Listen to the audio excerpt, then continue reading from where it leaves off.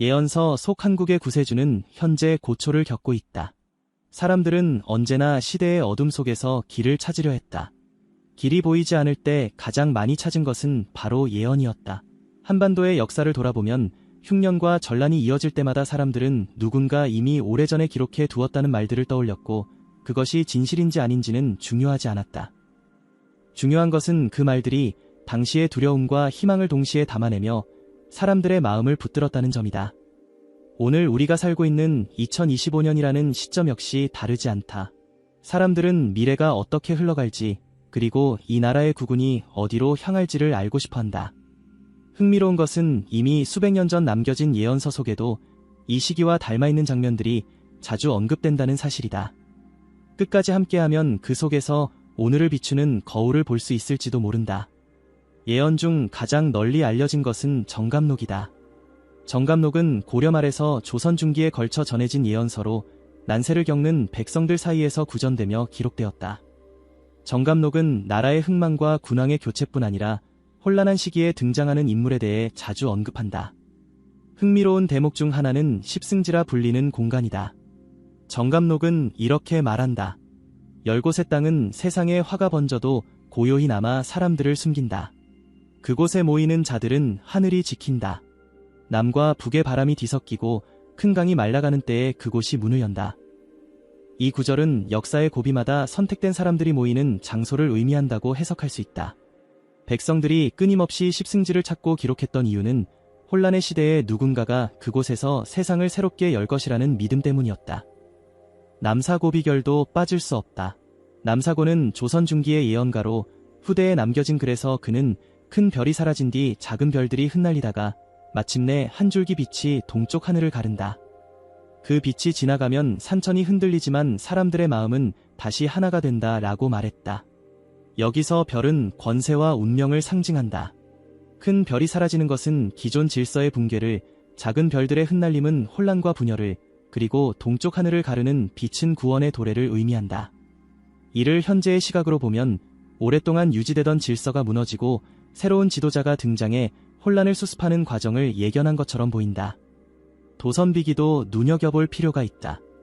도선은 풍수지리로 유명한 승려였지만 그와 관련된 비밀스러운 기록들은 후대의 예언서로 전해졌다. 도선비기에는 이런 구절이 있다. 강산은 그 자리를 바꾸지 않으나 사람의 운명은 바람처럼 흩날린다. 그러나 천년에 한 번 물길이 뒤집히듯 새로운 운이 들어온다. 그 운은 남쪽에서 불어와 북녘까지 스며들고 산을 넘어 바다를 건넌다. 이 구절을 곱씹어보면 역사적 전환점을 암시하는 말처럼 들린다. 강산은 나라 자체를 상징하고 물길이 뒤집히는 순간은 국운이 완전히 바뀌는 시기를 말한다. 남쪽에서 불어오는 운이 북쪽까지 미친다는 것은 남과 북의 대립구도를 넘어서는 거대한 변화를 암시한다고 볼 수 있다. 승문연의와 경험록, 그리고 금기서 같은 기록들은 대체로 혼란한 세상 속에서 어떻게 살아남을지를 이야기하면서 동시에 특정한 인물을 지목한다. 승문연의에는 큰 문이 닫히고 작은 문이 열리리라. 작은 문으로 들어온 자가 오래된 쇠사슬을 끊고 새로운 길을 낸다. 그는 칼을 들지 않고도 칼보다 날카롭다. 말은 가볍지만 사람들의 마음에 무겁게 내려앉는다 라는 대목이 있다. 여기서 큰 문과 작은 문은 권력의 정통성과 비정통성을 의미한다. 작은 문으로 들어온 자는 기존 방식이 아닌 다른 경로로 세상에 등장하는 구원자를 상징한다. 칼을 들지 않고도 칼보다 날카롭다는 말은 힘으로 제압하는 방식이 아니라 말과 의지로 세상을 바꿔나가는 지도자를 암시한다. 경험록과 금기서에도 비슷한 맥락이 있다. 경험록은 난세에 반드시 의로운 인물이 나온다는 희망을 기록하고 금기서는 그 인물이 3번의 시련을 겪은 뒤에야 빛을 발한다는 이야기를 전한다. 3번 꺾이고 3번 다시 일어난다. 꺾일 때마다 사람들은 그를 버리지만 일어날 때마다 하늘은 그에게 더 큰 길을 내준다. 마침내 그 길은 바위 같고 그 바위 위에 나라는 뿌리를 내린다. 라는 금기서의 구절은 인내와 시련의 과정을 거친 지도자의 운명을 상징한다. 원효결서 역시 빼놓을 수 없다. 원효는 신라의 고승이었지만 그와 관련된 예언적 기록은 후대에 많은 영향을 미쳤다. 원효결서에는 혼란의 시기, 말이 서로를 베고 칼이 말을 끊는다. 그러나 이 모든 것이 지나면 한 사람이 나타나 말의 혼란을 잠재운다. 그는 웃으면서도 울고 울면서도 웃는다. 세상은 그를 미친 자라 하고 하늘은 그를 성인이라 한다 라는 말이 있다. 웃음과 눈물이 뒤섞인 인물, 세상의 평가와 하늘의 평가는 극명히 갈리지만 결국 역사가 증명하는 존재. 이것은 오늘날 우리가 목도하는 여러 장면과 겹쳐진다. 해월유록은 또 다른 흥미로운 기록을 남겼다. 해월은 조선 후기의 인물로 후대에 그가 남긴 글에는 사회의 변화를 바라보는 통찰이 담겼다. 해월유록에는 물은 낮은 곳으로 흐르나 언젠가 그 낮은 곳에서 큰 물줄기가 솟아올라온 세상을 덮는다. 사람들은 그 물을 두려워하나 그 물은 새로운 생명을 키운다. 낮은 곳에서 온 자가 마침내 높은 곳을 덮는다 라고 기록되어 있다. 여기서 물은 민중과 의지를 상징하며 낮은 곳에서 오는 인물은 권력의 중심이 아닌 변두리에서 출현하는 새로운 지도자를 의미한다.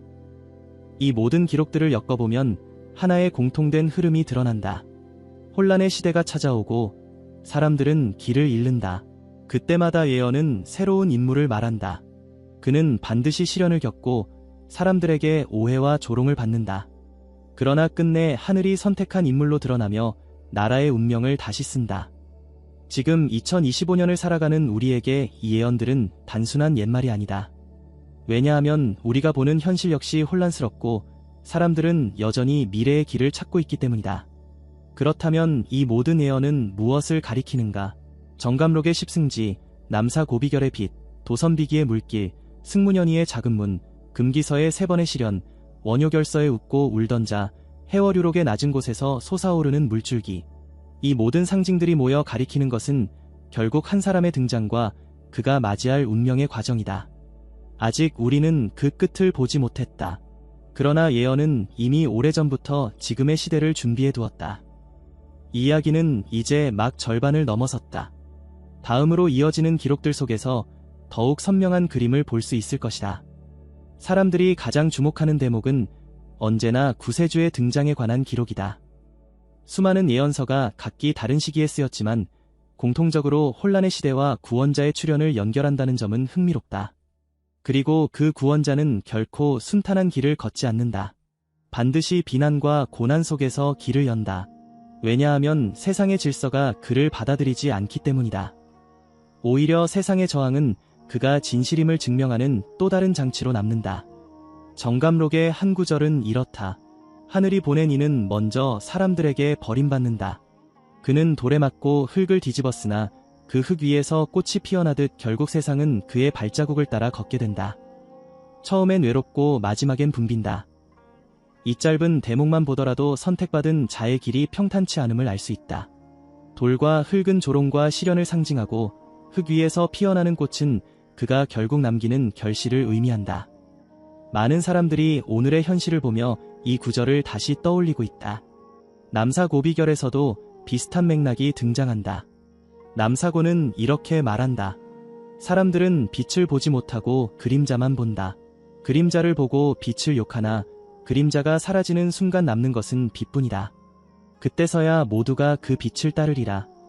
여기서 빛은 진리와 구원자를 의미하고 그림자는 오해와 모략을 의미한다. 빛을 욕한다는 말은 세상이 그를 알아보지 못하고 거꾸로 매도한다는 뜻이다. 그러나 시간이 지나 그림자가 사라지면 진실이 드러난다. 지금 이 시대의 많은 이들이 바로 이 부분을 주목한다. 도선비기에도 선택된 자의 고난이 언급된다. 그는 물길을 거슬러 올라가는 고기와 같아서 수많은 바위와 소용돌이를 견뎌내야 한다. 그러나 끝내 물줄기의 근원을 만나면 그 물길은 모두 그에게 순종한다. 이 구절은 세상에 거스르는 자의 고통을 비유하지만 동시에 반드시 이기는 결말을 담고 있다. 예로부터 도선의 말은 풍수지리를 넘어 나라의 흥망성쇠를 상징적으로 풀어낸 것으로 여겨졌다. 그렇다면 오늘의 상황에서 물길을 거슬러 오른다는 것은 무엇을 의미할까? 질서와 권위, 기존의 힘을 거스른다는 말로 해석될 수 있다. 승문현이는 더 직접적이다. 작은 문으로 들어온 자는 3번 쓰러진다. 그러나 4번째에는 아무도 그를 꺾지 못한다. 3번의 쓰러짐은 사람들의 조롱이요 4번째의 일어섬은 하늘의 증거다. 이 말은 금기서의 구절과도 맞닿아 있다. 즉 선택된 자는 반드시 여러 차례 꺾이고 무너져야 한다는 것이다. 그리고 사람들은 그때마다 등을 돌리지만 하늘은 그를 더욱 단단하게 만든다. 그래서 마지막에는 누구도 꺾을 수 없는 힘을 갖게 된다. 이 구절을 지금의 시점에서 떠올리는 이유는 분명하다. 오늘 우리가 보고 있는 현실과 지나치게 닮아 있기 때문이다. 원효결서의 구절은 그의 내면을 묘사한다. 그는 웃음을 잃지 않으나 웃음 속에 눈물이 있다.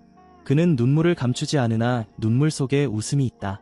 세상은 그를 광인이라 하고 하늘은 그를 성인이라 한다. 이 대목은 선택받은 자가 외부에서 어떻게 보이는지를 보여준다. 사람들은 그를 비웃고 미친 자라 하지만 실제로는 깊은 의지와 신념으로 움직이고 있다는 뜻이다. 그래서 시간이 흘러갈수록 그의 웃음과 눈물은 사람들의 마음에 무게를 남긴다. 헤어류록은 다른 각도에서 말한다. 낮은 곳에서 온 물줄기는 처음엔 얕아 보이지만 세상에서 가장 큰 강으로 자란다. 높은 곳에서 흐르던 물은 어느새 말라버리고 낮은 곳에서 솟은 물은 온 세상을 적신다. 여기서 낮은 곳은 곧 주변부와 비주류를 뜻한다. 권력의 중심이 아닌 외부에서 온 자가 오히려 세상을 뒤덮는 강으로 자란다는 말이다. 이 역시 지금 현실의 어떤 인물을 암시한다고 보는 사람들이 많다. 이쯤 되면 흥미로운 의문이 생긴다. 왜 이렇게 많은 예언서들이 비슷한 이야기를 반복할까? 각각의 시대와 저자가 달랐는데도 불구하고 혼란의 시기와 구원자의 등장, 실현과 극복이라는 패턴은 똑같이 등장한다. 이는 우연일까? 아니면 역사 속에서 반복되어 온 진실일까? 많은 학자들은 이것을 심리적인 집단 무의식으로 본다.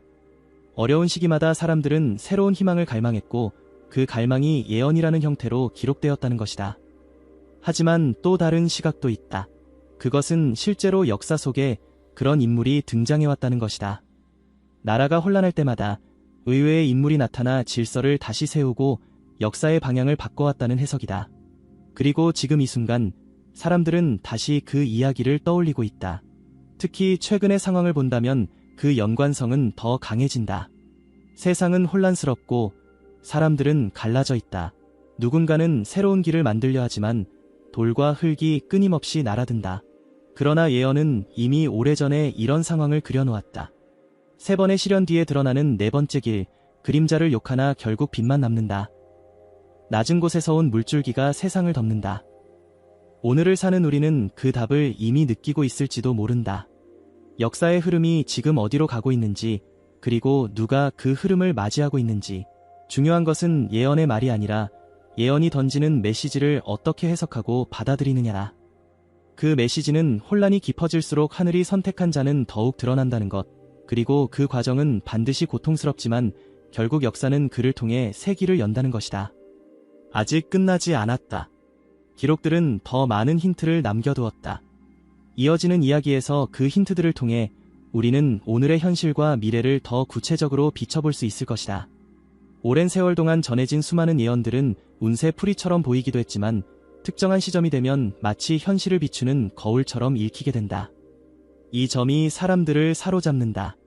기록 속 한 문장이 어느 날은 추상적인 말처럼 느껴지다가도 오늘의 사건과 겹쳐지는 순간 사람들은 소름처럼 그것을 받아들인다. 그리고 지금이 바로 그런 시기다. 정감록은 구세주의 고난을 언급하면서도 반드시 그가 승리한다는 점을 반복한다. 시린 바람이 그를 흔드나 바람이 거세질수록 뿌리는 깊어진다. 마침내 그 나무는 온 세상을 덮는 숲이 되리라. 여기서 바람은 세상의 비난이고 뿌리는 그의 신념이다. 이 구절을 지금 떠올리는 사람들이 많다.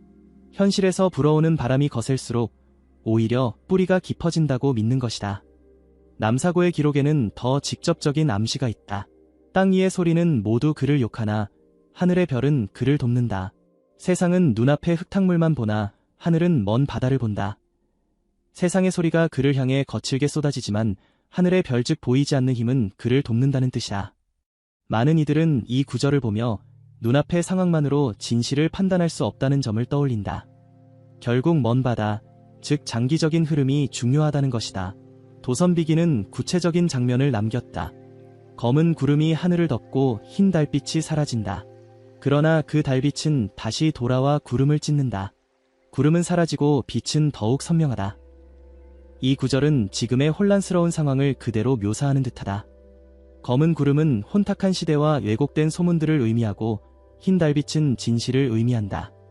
구름이 달빛을 가려도 결국 다시 드러난다는 점에서 진실이 영원히 가려질 수 없음을 말하는 것이다.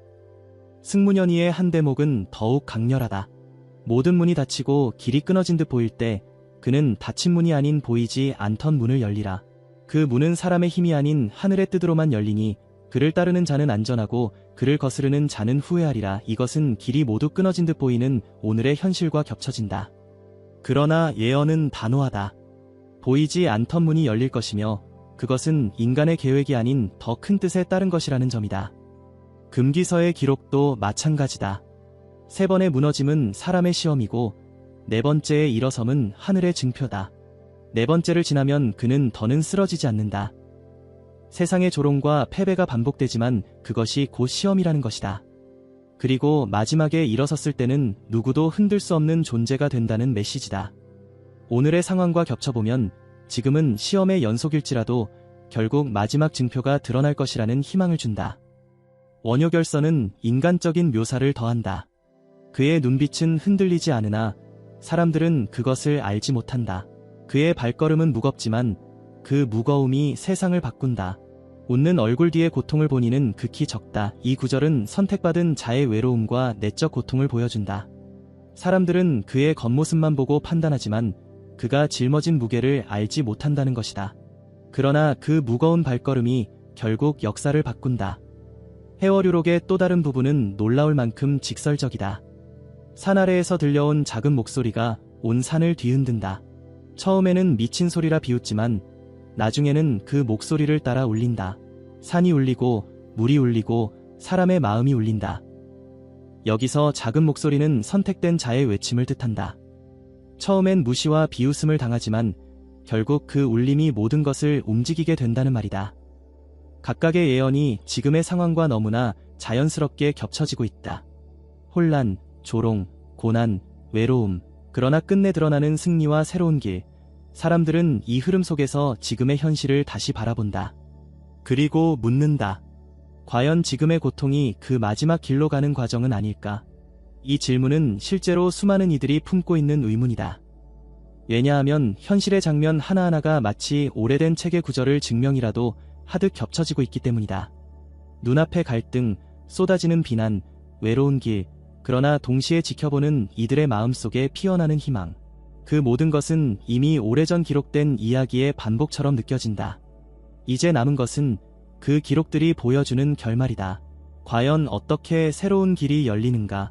그리고 그 길은 어떤 미래로 이어지는가?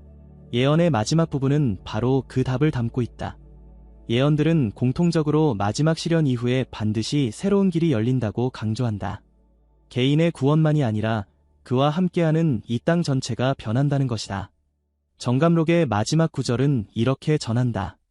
새하늘과 새 땅이 열리면 백성은 다시 웃음을 찾고 땅은 황폐하지 않으며 곡식은 하늘의 이슬처럼 내린다. 그 시기에 백성은 굶주리지 않고 물은 마르지 않는다. 이 말은 혼란과 갈등이 사라지고 안정된 질서가 자리 잡는다는 의미로 해석된다. 남사고의 글은 이와 비슷하지만 더 묘사적이다. 불타던 들판이 푸르게 다시 살아나고 죽은 나무가 꽃을 피운다. 사람들이 서로 손을 잡고 웃는다. 오랫동안 갈라져 있던 길이 하나로 합쳐지고 먼 곳에서 온 이들도 함께 노래한다. 이 구절은 사람들 사이의 갈등이 끝나고 통합과 화해가 이뤄지는 시기를 말한다. 이는 한반도의 미래가 분열이 아닌 새로운 결합과 희망으로 이어진다는 예언처럼 읽힌다. 도선비기는 더욱 상징적으로 표현한다. 철의 벽이 무너지고 돌의 길이 열리면 새 아침의 소리가 동쪽에서 들린다. 그 소리에 잠들었던 자들이 깨어나며 온 세상이 함께 맞는다. 철의 벽은 막혀있던 장벽을 의미한다. 돌의 길은 사람들이 갈 수 없었던 길이 새롭게 열리는 것을 뜻한다. 동쪽에서 울려 퍼지는 새 아침의 소리는 이 땅의 희망을 말한다. 승문연이는 이 과정을 길이 없는 곳에 길이 열리고 빛이 없는 곳에 빛이 머문다. 그 길은 누구나 갈 수 있으나 끝까지 가는 자는 많지 않다. 그러나 그 길을 보여준 이는 기억되리라. 라고 묘사했다. 이는 선택받은 자의 역할이 자신만을 위한 것이 아니라 후대에게 길을 남기는 것임을 말한다. 금기서는 네 번째의 일어섬 이후 백성은 두려움을 잊는다. 하늘이 그를 증표로 삼아온 땅을 지키리라. 그가 사라져도 그 빛은 꺼지지 않는다. 라고 남겼다. 즉, 마지막에 일어서는 순간은 개인의 승리가 아니라 집단 전체의 운명을 바꾸는 증거라는 뜻이다. 그리고 그 영향은 시간이 지나도 계속 이어진다. 원효결선은 보다 따뜻한 시선을 남겼다. 그가 걷던 무거운 발걸음은 길 위에 흔적을 남긴다. 그 흔적을 따라 걸으면 길을 잃지 않는다. 사람들은 그가 떠난 뒤에야 그 무게를 이해하고 눈물을 흘린다. 여기서 중요한 것은 뒤늦은 깨달음이다. 사람들은 처음에는 비난하거나 무관심했지만 시간이 지나고 나서야 그의 선택이 어떤 의미였는지 이해하게 된다는 것이다. 해월유록은 이렇게 마무리한다. 처음에는 작은 목소리였으나 마침내 그 목소리가 바람이 되어온 세상을 휩쓸리라. 그 바람은 파괴가 아니라 정화이고 무너짐이 아니라 세움이다. 사람들은 그 바람 속에서 다시 태어난다. 이는 마지막 변화가 혼란이 아니라 정화라는 점을 강조한다. 많은 이들이 두려워하는 격변의 시기가 사실은 새로운 질서를 세우기 위한 과정임을 보여준다. 이 모든 기록들이 한 방향을 가리킨다. 한 사람의 고난과 그가 열어가는 길이 개인의 운명을 넘어서 나라와 백성, 그리고 후대의 미래를 바꾼다는 점이다. 오늘의 현실에서 느껴지는 혼란과 비난, 그리고 외로움은 결국 그 마지막 순간으로 가기 위한 과정일 뿐이다. 사람들이 주목하는 것은 바로 그 마지막 장면이다. 오랜 고난 끝에 문이 열리고 숨겨진 길이 드러나며 백성의 마음이 함께 움직이는 순간, 예언 속에서 반복적으로 강조되는 것은 바로 이것이다. 길은 반드시 열린다. 그것이 지금 당장은 보이지 않더라도 오래전 기록들은 그것을 단호하게 말하고 있다. 한 시대가 무너질 때 사람들은 항상 묻는다. 예언자들은 그토록 먼 훗날의 일을 알 수 있었던가? 그들의 말은 환상이 아니라 시대의 징후를 꿰뚫어본 통찰이었다. 오늘날의 혼란 역시 수백 년 전 이미 예언의 언어로 기록되었다는 점에서 많은 이들이 놀라고 있다. 고대의 문헌 속에는 바람이 크게 흔들릴 때 강산이 변한다는 말이 있었는데 이는 곧 세상의 판이 새로 짜인다는 암시로 해석된다. 과연 이 말이 지금 우리 눈앞에 펼쳐지고 있는 광경과 얼마나 맞닿아 있는지 살펴볼 필요가 있다. 예언서에 따르면 어느 시기에는 동방의 나라가 큰 변동을 겪게 되고 나라의 기운을 바로 세우는 이가 나타나 깊은 고난을 겪는다고 한다. 흥미로운 것은 이 인물에 대한 묘사가 매우 구체적이라는 점이다. 그는 사람들로부터 많은 비난을 받지만 끝내 나라의 근본을 새롭게 하는 역할을 맡는다. 이런 서술은 영웅담이 아니다. 시청자 여러분, 우리가 살아온 세월 속에서도 비슷한 장면을 떠올리실 수 있을 것이다. 겉으로는 욕을 먹지만 뒤돌아보면 그 사람이 아니었다면 길이 열리지 않았던 경우 말이다. 한 예언자는 이렇게 말했다. 어둠이 깊어질수록 새벽은 더욱 선명하리라. 사람들이 온갖 말로 한 사람을 무너뜨리려 하나 그는 하늘이 내린 사명을 지녔으니 땅이 갈라져도 사라지지 않을 것이다. 예언은 늘 은유로 덮여있지만 그 속에는 분명히 특정한 시대와 인물을 가리키는 단서가 담겨있다. 지금의 격동하는 정세를 비춰보면 이 말이 새삼 무겁게 다가온다. 이제 역사의 맥락을 짚어보자. 우리 민족은 오랜 세월 수많은 시련을 겪어왔다. 외세의 침탈, 정치적 혼란, 경제적 위기, 그리고 수많은 내적 갈등까지 늘 어두운 그림자가 드리웠다. 그러나 그때마다 신기하게도 길을 트는 사람이 나타났다. 정감록이나 격암유록 같은 책에서는 이 과정을 옛것이 무너져야 새것이 선다는 원리로 설명했다. 결국 혼란이 깊을수록 새로운 질서가 반드시 생겨난다는 것이다. 이는 역사에 반복되는 패턴이다. 특히 흥미로운 대목은 구세주에 대한 묘사다. 사람들이 그를 조롱하고 매도하며 온갖 억울한 누명을 씌운다. 그러나 결국 세상의 흐름이 그를 중심으로 돌기 시작한다. 강물이 바다로 모이듯이 수많은 이들이 그의 뒤를 따르게 된다. 이 말은 누가 들어도 지금 이 땅의 현실과 겹쳐 보인다.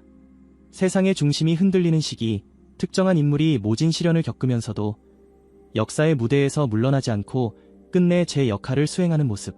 과연 이 우연의 일치를 어떻게 설명할 수 있을까? 여기서 중요한 것은 예언이 말하는 수모의 의미다. 왜 구세주는 반드시 고난을 겪어야 하는가? 고난을 통해 그가 진짜인지 가짜인지 드러난다는 것이다. 아무리 많은 공격과 비난이 쏟아져도 무너지지 않는다면 그가 하늘이 맡긴 임무를 지닌 자라는 확증이 된다. 다시 말해 고난 자체가 증거라는 뜻이다. 그렇기에 예언서에서는 그의 얼굴이 흙탕물에 잠겨도 그 눈빛은 꺼지지 않는다라는 표현까지 남겼다. 이 대목을 깊이 새겨볼 필요가 있다. 왜냐하면 지금 우리가 목도하는 현실과 너무도 닮아있기 때문이다. 많은 이들이 불안해하고 또 많은 이들이 분노한다.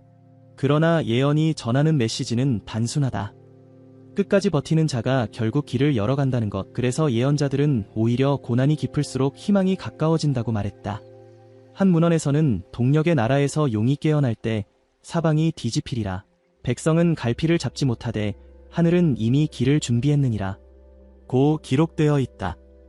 용이 깨어난다는 말은 나라의 기운 자체가 새롭게 깨어난다는 의미다. 그 과정을 이끄는 자는 반드시 큰 어려움을 겪게 되며 때로는 가장 가까운 이들로부터도 오해를 받는다. 그러나 예언의 결론은 명확하다. 결국 그는 나라의 운명을 새롭게 짜는 역할을 하게 된다는 것이다. 시청자 여러분, 우리는 지금 눈앞의 혼란만 바라보며 낙심할 필요가 없다. 오히려 이런 시기일수록 예언의 언어를 곱씹어볼 필요가 있다. 수백 년 전 이미 기록된 말들이 지금 우리에게 이렇게도 생생하게 다가오는 이유는 무엇일까? 그것은 우연이 아니다. 시대가 바뀌는 길목에서 늘 예언이 현실로 다가왔기 때문이다. 또 다른 예언서는 이렇게 전한다. 강물이 막히면 썩고 흐르면 살아난다. 나라는 강과 같아서 막히면 백성이 고통받고 흐르면 백성이 평안을 누린다. 이 흐름을 다시 틔울 자가 있으니 그는 억울하게도 사람들의 손가락질을 받으리라. 그러나 손가락질은 오래가지 못한다. 결국 그의 손에 의해 길이 열리고 백성은 다시 웃음을 되찾는다. 이 구절을 어떻게 해석할 것인가는 각자의 몫이지만 오늘의 현실과 무척 닮아있음을 부인하기 어렵다. 이처럼 예언들은 하나같이 고난과 회복, 혼란과 정리, 몰락과 부흥의 과정을 이야기한다. 중요한 것은 그 중심에 늘 한 인물이 놓여 있다는 사실이다. 그 인물은 스스로 빛을 내세우지 않는다. 오히려 수많은 비난 속에서 진실이 드러난다. 이것이 예언서가 전하는 독특한 구조다. 그래서 지금의 시련 역시 결코 끝이 아니라 새로운 시작을 위한 과정으로 읽힐 수 있다. 이야기를 정리하며 한 가지를 강조하고 싶다. 예언은 미래를 미리 정해놓는 것이 아니라 우리가 길을 잃지 않게 안내하는 나침반과 같다. 그렇기에 지금의 혼란을 두려워하기보다는 그 속에서 새로운 길이 열릴 징조를 읽는 것이 중요하다. 시청자 여러분, 수많은 예언서들이 공통으로 말하는 것은 결국 희망이다. 고난의 끝에 반드시 새로운 구군이 열린다는 희망 말이다. 2025년 한국 미래 구군 예언을 통해 우리는 한반도의 운세와 대한민국의 새로운 길을 다시금 바라보게 된다.